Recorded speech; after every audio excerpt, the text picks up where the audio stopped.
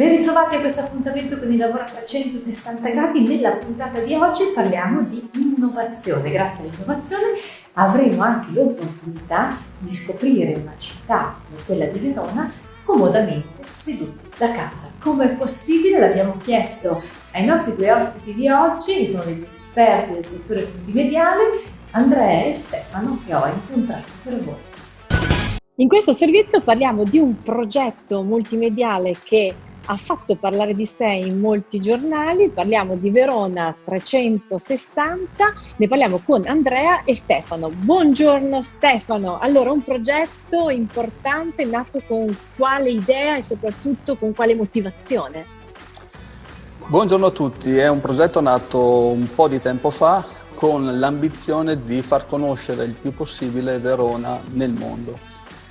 Questo periodo difficile che abbiamo passato ci ha dato poi il via per concretizzare realmente questo progetto, che ha appunto visto i suoi natali diversi mesi fa, con la specifica e la voglia di diffondere l'immagine, la conoscenza, la storia, tutto quello che si può sapere, che può essere interessante conoscere sulla nostra bellissima città. Allora, caratteristiche sicuramente da far conoscere, quelle tecniche. Andrea, come si fa a navigare la città a 360? Ciao Elisa, grazie della domanda. Allora, sostanzialmente si tratta di un tour virtuale interattivo. Adesso ti mostro come funziona. Quindi possiamo vedere la città nei suoi vari aspetti, vediamo. Assolutamente. Verona 360 è un'esperienza dedicata alla scoperta di Verona. Partendo dall'Adige, attraverso appunto un tour virtuale interattivo a 360 gradi, si potranno scoprire i mille volti della città, le sue bellezze, la sua storia. L'esperienza è suddivisa in vari, chiamiamoli percorsi, divisi in aree tematiche. L'utente potrà scegliere quali informative e quali luoghi andare a visitare in base ai propri interessi. L'esperienza attraverso questi percorsi sarà un punto di riferimento per il turismo, la cultura, la storia e anche il paesaggio.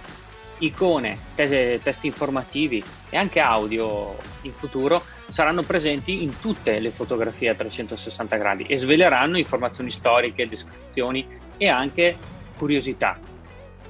Verona 360 a 360 gradi, mi viene da dire per assonanza la nostra trasmissione, ma in realtà è Verona 360, è la punta dell'iceberg, ci sono altri progetti in cantiere. Come sarà l'evoluzione di questo importante progetto multimediale? È la punta dell'iceberg, Verona 360 che vedete oggi sul sito web, ma in realtà punta già ad espandersi, perché noi vediamo una piccolissima parte di quello che è l'intero poi progetto che prenderà forma nelle prossime settimane, nei prossimi mesi. Ma assieme a questo progetto di Verona 360 c'è subito in cantiere il Lago di Garda 360.com, che è un progetto analogo a Verona, ma che questa volta, come fa intuire il nome, ha come sfondo il Lago di Garda, tutte le cittadine che vi si affacciano e tutte le sue bellezze, le sue caratteristiche naturali, per far vedere poi anche questo ambiente sempre a 360 gradi che possa essere coinvolgente e di diffusione del territorio nei confronti dei cittadini di tutto il mondo. Verona 360 abbiamo visto un progetto assolutamente innovativo sia per contenuti che per forma. Speriamo che gli stakeholder della città e le amministrazioni colgano positivamente questo progetto e lo supportino per avere la città di Verona come tra le città più belle, più visitate anche virtualmente. Io vi ringrazio, saluto Andrea e saluto Stefano e ci vediamo magari online sul sito che vediamo qui in sovraimpressione. A presto! Ne abbiamo sentito parlare spesso in queste settimane della professione dello psicoterapeuta, perché proprio nei momenti di difficoltà è la persona giusta alla quale porre delle domande.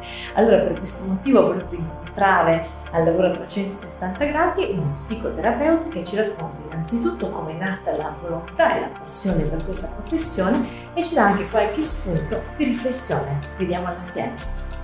Valeria, oggi nell'appuntamento che dedichiamo proprio a questa professione vogliamo indagare innanzitutto che cosa fa lo psicologo psicoterapeuta, ma in realtà la prima domanda che ti voglio porre è come è nata la passione per questa professione.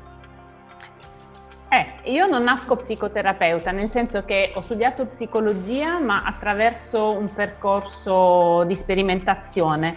Da adolescente avevo letto un articolo di un professore di Padova, di un professore in neuropsicologia di Padova, e ho deciso che quella sarebbe stata la mia strada. Così è stato, ho fatto un percorso in neuropsicologia. La neuropsicologia è quella parte della psicologia che si occupa dei deficit cognitivi conseguenti a danno cerebrale, no? Qualcosa che mi sembrava molto concreto, non l'anima, non la psiche, qualcosa che potessi quasi toccare.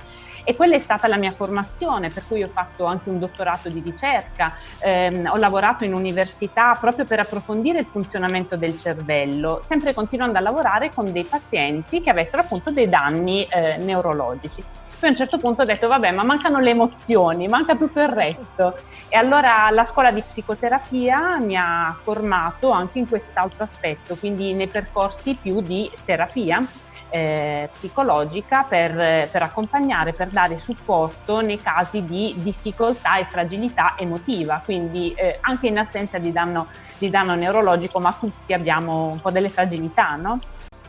In queste settimane, Valeria, in TV si vede spesso parlare ai tuoi colleghi, perché in questo periodo che adesso stiamo vedendo la luce in fondo al tunnel, un periodo molto difficile, molti psicologi e psicoterapeuti hanno un po' fatto parlare proprio anche di questa professione che ancora ad oggi in Italia è vista con grande sospetto. Perché secondo te? Quanto pregiudizio, perché la banalità, che però è una profonda verità, che dallo psicologo ci vanno i matti, vero? E mentre appunto negli Stati Uniti Woody Allen poi ne ha fatto Sì. la cifra stilistica. Esatto, adesso sta un pochino cambiando, per fortuna, perché probabilmente quella stessa curiosità di cui le parlavo io prima ce l'hanno anche gli altri, e forse sono anche un po' più curiosi rispetto al passato e più coraggiosi forse in molti casi di vedere cosa c'è sotto. Sto male, sto tanto male, sono forse un pochino più ottimisti, nel senso forse c'è qualcuno che può darmi una spinta, che può aiutarmi a vederci di più, a vederci meglio, e questa cosa non spaventa più, non spaventa così tanto dirlo agli altri, non spaventa condividere e passarsi un po' anche la voce rispetto ai benefici. Sta cambiando questo, sta cambiando. Allora io oggi vorrei anche fare un piccolo regalo a chi ci ascolta da casa, chi magari sta vedendo la televisione ed è in un momento anche un po' di difficoltà. Allora io ne approfitto, Valeria, della tua presenza, perché vorrei anche, so che abbiamo poco tempo, ma qualche piccolo spunto per superare anche questo momento dove ci ha messo un po' tutti in difficoltà, questo essere a casa forzatamente. Hai qualche suggerimento da darci? Ne ho due su tutti e cercherò di essere brevissima. Non essere spaventati rispetto al modo in cui abbiamo reagito, perché il modo in cui, diverso, ma tutti noi abbiamo reagito, lo spavento, lo shock, la paura o non me ne importa niente, è normale, è il nostro cervello che lo fa per noi, per proteggerci, ok? Non spaventarci rispetto alla reazione che possiamo aver avuto. E in secondo luogo una strategia, quella di cercare di ritrovare rispetto all'ultima emergenza un momento in cui sento di avercela fatta, in cui sono stata proprio brava a comportarmi così, e tenerselo come un sassolino dorato da mettersi in tasca e tirare fuori nei momenti di difficoltà, come quella volta che... Valeria, sei stata veramente gentile, preziosissima anche per chi ci sta seguendo. Io ti saluto e ti ringrazio. Io dico ai telespettatori di restare con noi, perché abbiamo un'altra interessantissima intervista che ho raccolto per voi qualche giorno fa. Ci fermiamo per qualche secondo di pubblicità, ma restate con il lavoro a 360 gradi.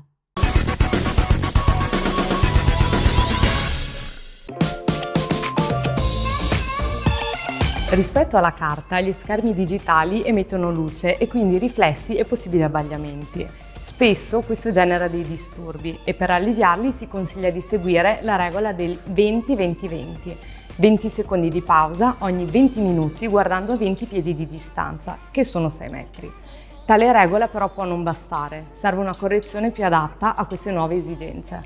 La nostra soluzione per il benessere visivo è la lente monofocale Voluta Sync di Oya, che aiuta a ridurre e prevenire l'affaticamento visivo digitale. Consente una visione ottimale da lontano e presenta una zona potenziata nella parte inferiore per la visione da vicino.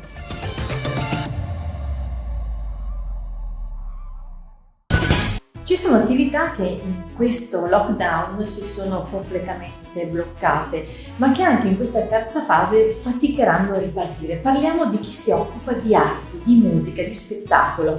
Noi abbiamo voluto incontrare proprio un musicista che in questo momento storico molto difficile ha deciso di reinventare la sua attività portando al nord una tradizione che è tipica delle nostre bellissime città del sud. Ma ascoltiamo di che cosa si tratta. Una puntata, questa del Lavoro a 360 gradi, interamente dedicata alle idee innovative. E per questo oggi ospite qui con me Marco Biasetti, musicista. Buongiorno Marco. Buongiorno Elisa. Allora Marco, parliamo di innovazione nel mondo della musica. Allora, questo è stato un periodo molto particolare per gli artisti, per voi musicisti, perché si è bloccato tutto, quindi non vi siete potuti esprimere al meglio, ma soprattutto anche da un punto di vista professionale un momento molto difficile. E tu nel momento difficile hai avuto una grande idea che ha avuto una risonanza mediatica molto importante. Che cosa hai combinato Marco? Qual è stata la tua idea? Ma allora, io non ho inventato assolutamente nulla, è una tradizione proprio tipica del sud, nasce nel sud, l'Italia ha sfornato tantissimi talenti, nel sud è nata questa cosa, che sono le serenate e ho pensato di portarle al nord sostanzialmente, di riportarle, come dire, di ritirarle fuori e portarle nelle case. Ecco, questa è una... Ho colto l'occasione di dedicare questa serenata, la prima che è stata il 15 di maggio a Giuseppe ed Eleonora a Pescantina di Verona. Avrebbero dovuto sposarsi proprio il 15 di maggio e invece non hanno potuto, e così ho portato a casa loro, sotto casa, a domicilio, la musica, ecco. E quindi ovviamente dopo tanta emozione, perché insomma c'è stato come dire tanto fermento, ecco. La sposa è poi partita in lacrime, ecco. Però è stato molto bello perché è servito proprio per dare un segnale forte di ripresa, ecco. Noi musicisti e chi lavora nel settore della musica, compresi anche i tecnici, tutti insomma ci siamo fermati e la ripresa sarà altrettanto lunga. Insomma noi attraverso anche queste serenate, l'hashtag che io ho lanciato è musica sotto casa, è semplice e tra l'altro sto realizzando anche un gruppo dove mi auguro possano partecipare tanti altri musicisti in Italia e condividere lo stesso hashtag proprio per dare un segnale forte di ripresa, ecco, e portare la musica sotto casa. Allora Marco, so che hai ricevuto tantissime richieste in questi giorni, quindi la tua pagina Facebook è assolutamente presa d'assedio. Vogliamo ricordare come ti possono contattare, magari chi ha in mente di regalare al proprio fidanzato, alla propria fidanzata o magari anche semplicemente ad un amico una serenata, esatto, o un piccolo concerto. Come ti possono contattare? Assolutamente tramite le mie pagine di Facebook, che è Marco Biasetti Official, la parte organizzativa che prende il nome di Events Maybe, che è la pagina proprio dedicata agli eventi, e poi su Instagram Marco Biasetti Official oppure Events Maybe. Ecco, i due contatti sono questi. Noi abbiamo già iniziato ad organizzare e programmare dei concerti live sotto casa per l'estate. E quindi ecco, ci auguriamo che tutto riprenda il prima possibile. Allora Marco, noi ti ringraziamo, viva la musica e viva gli artisti, ci rivedremo presto, spero anche di persona. Grazie Marco. Grazie Elisa, ciao. Si chiude anche questa puntata con il Lavoro a 360 gradi. Io vi aspetto puntuali anche la settimana prossima, sempre in mia compagnia, e vi ricordo anche che se volete rivedere le puntate del Lavoro a 360 gradi potete farlo sul nostro sito www.lavoro-360.it. Elisa Tagliani vi saluta e vi auguro un buon proseguimento di giornata.